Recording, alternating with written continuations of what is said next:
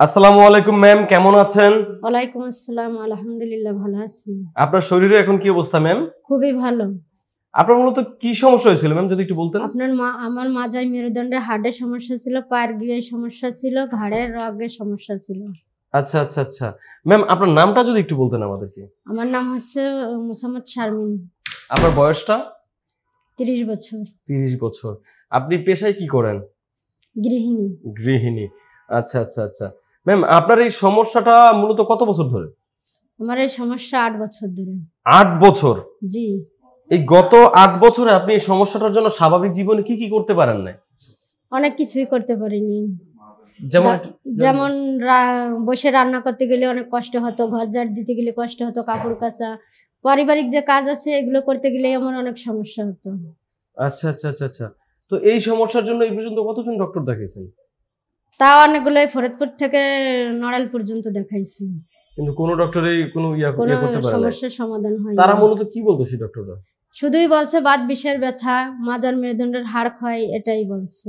এটাই বলছে। জি। কিন্তু কারো কাছ থেকে ওষুধ নিয়ে কোনো উপকার পাচ্ছিলেন না? জি না। কেউ কি অপারেশনের কথা বলেছিল? না, কোনো অপারেশনের কথা বলেনি। আচ্ছা আচ্ছা আচ্ছা আচ্ছা তো আমাদের স্যারের সন্ধান কিভাবে পেলেন? এই সন্ধান পেয়েছি, আমার ভাই চাকরি করে, সেখান থেকে আমার ভাইয়ের ফ্রেন্ড বলছিল সেইভাবে। আচ্ছা আচ্ছা তো এখানে আসার পরে স্যার কি বললেন? এখানে আসার পরে স্যার আমার একটা ট্রিটমেন্ট দেখে পরে আমার এমআরআই এক্সরে দিয়েছিল। এমআরআই করার পর আমার ঘাড়ের রগ মাংসের মধ্যে ঢুকে গেছে, হাড় ক্ষয়ে মাংসের মধ্যে ঢুকে গেছে, আর মেরুদণ্ডের হাড় মাংসের মধ্যে 2 জায়গায় ঢুকে গেছে, সেটা বলছে। এরপরে যে স্যার বলছে ভর্তি থাকতে হবে। এরপরে আমার একটু পারিবারিক সমস্যা ছিল, আমি 1 মাস 10 দিন পরে এসে ভর্তি হয়েছি। আল্লাহ দিলি 10 দিনে অনেকটা সুস্থ। অনেকটা সুস্থ। মোট কতদিন চিকিৎসা নিয়েছেন এখানে? 10 দিন। শুধুমাত্র 10 দিন? শুধুমাত্র গত 8 বছরের ব্যথা শুধুমাত্র 10 দিনে আপনি সুস্থ? জি। এখন আর আগের মতো ব্যথাগুলো আছে? না, এখন আর আগের মতো ব্যথা নেই। যাক, শুনে খুব ভালো লাগলো। এখানে আপনাকে যে চিকিৎসা দিয়েছে সেই ম্যাম, আমাদের স্যার, এখানকার স্টাফ সবাই আপনার সাথে কেমন ব্যবহার করেছে? ম্যাম আমাকে চিকিৎসা করাইছে উনি খুবই ভালো, অত্যন্ত।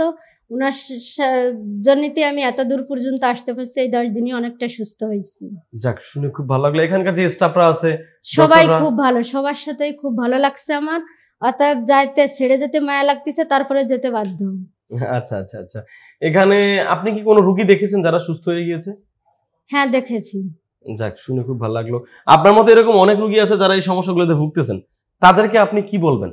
আমি তাদেরকেও বলবো যে আমি জায়গায় সুস্থ হয়েছি, তোমরাও চলো সবাই একই জায়গায় যে সুস্থ হই। যাক, আপনাকে অসংখ্য ধন্যবাদ ম্যাম। আমরা দোয়া করি আপনি সবসময় সুস্থ থাকেন, ভালো থাকেন।